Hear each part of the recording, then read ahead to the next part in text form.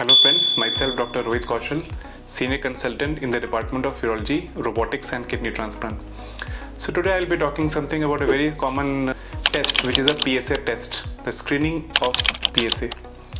So what is PSA? PSA stands for Prostate Specific Antigen. ये एक ऐसी पदार्थ होती है जो कि हमारे ब्लड में देखी जाती है, मेल्स में स्पेशली, और ये प्रोड्यूस होती है उनके प्रोस्टेट ग्लैंड से मेनली। PSA बहुत सारे कंडीशन में हमारे ब्लड में पड़ सकता है, जैसे कि प्रोस्टेट इन्फेक्शन में, प्रोस्टेटिक एब्सेस में, या तो प्रोस्टेटाइटिस में बढ़ सकता है, या प्रोस्टेट कैंसर्स में बढ़ सकता है, या जनरल एनलार्जमेंट ऑफ प्रोस्टेट जो एज रिलेटेड होता है लोगों में आफ्टर 50 ईयर्स, उसमें भी प्रोस्टेट स्पेसिफिक एंटीजन यानी PSA ये बढ़ा हुआ मिल सकता है।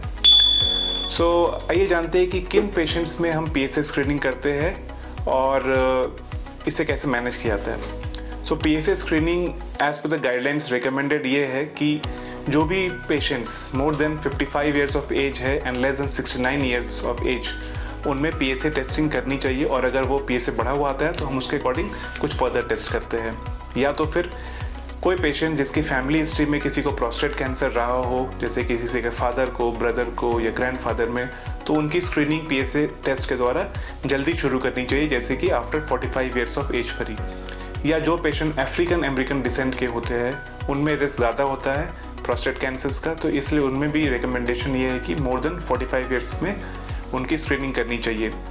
या कुछ पेशेंट ऐसे भी होते हैं जिनकी कोई जेनेटिक म्यूटेशन देखी जाती है, जैसे कि BRCA1 BRCA2 म्यूटेशन, तो इन पेशेंट में रिकमेंडेशन होती है कि after 40 years of age onwards इनकी रेगुलर PSA स्क्रीनिंग होनी चाहिए एट रेगुलर इंटरवल्स।